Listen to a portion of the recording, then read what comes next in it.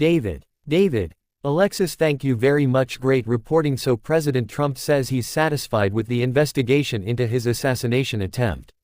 Listen. Greater than. So they briefed me numerous times, the FBI, the Secret Service, sort of everybody, DOJ, Pamela is doing a fantastic job, but they briefed me and I'm satisfied with it. They should have had somebody in the building, that was a mistake, and they should have had communications with the local police, but I was satisfied in terms of the bigger plot, the larger plot. David. Former FBI agent Nicole Parker joins me now. Far be it for me to disagree with the president. I don't necessarily, but I do have a lot of questions, and one is more answers about the shooter, and all of those encrypted emails that he had. Is that the stuff that bothers you as well? Greater than, that's the thing the FBI investigates, because there is obviously the Secret Service investigation into the actual employees. WHO failed that day, and then there is the investigation into the actual shooter. One thing that Americans are accustomed to getting is we want to know the note ever and understand the purpose. Why did this person do this? What was the precipitating stress? And I'll just tell you, there are certain investigations where there's no clear motive, and we'll see what comes out. Additional information if the FBI is able to get. But one thing I do feel confident in is that under this new administration, the new FBI leadership and new leadership at DOJ, they are all about trying to give as much information as possible to the American people. There's nothing more that Kash Patel would like to do than to set Americans' minds at ease because of that awful tragedy that occurred on July 13.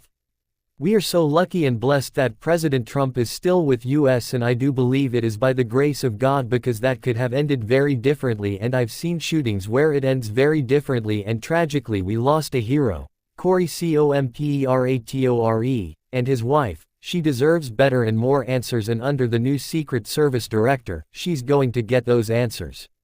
David. And of course we should remember that the Deputy FBI Director Dan Bongino is a former Secret Service agent himself, so he's very well placed to ask the right kind of questions.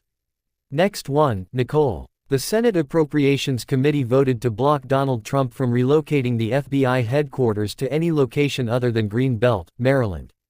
I think that it's kind of interesting that a court could order him to keep it where it is. Where do you think the new FBI headquarters should be? Greater than, I have many thoughts on this. First of all, it should not be in Greenbelt, Maryland, in my opinion.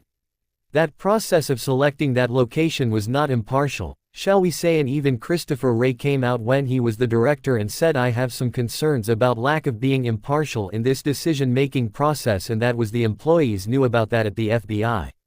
It was very clearly known.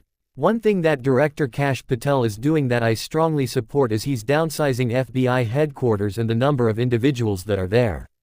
That is absolutely necessary. Put those agents back on the street, back in the field, so they can actually work cases and put bad people behind bars. Just recently, he has sent those doing 18-month TDs, temporary assignments to headquarters, are now all being sent back to the field to do case work, and that's where they should be, so you don't need this large brand new building in Maryland for FBI headquarters.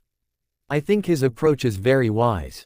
Use taxpayer dollars in a more efficient way. Use an existing building that had been used for USAID, the Ronald Reagan Building in D.C., move FBI headquarters there. You don't need this new elaborate building in Maryland. Don't forget also the FBI does have a strong FBI headquarters presence in Alabama. That's been ongoing for several years. So I agree that they do not need a big FBI headquarters in D.C., but you do need a headquarters in D.C. Not in Maryland, and the process should have been fair, but downsize that headquarters and streamline it. David. Nicole, you make far too much sense for decisions being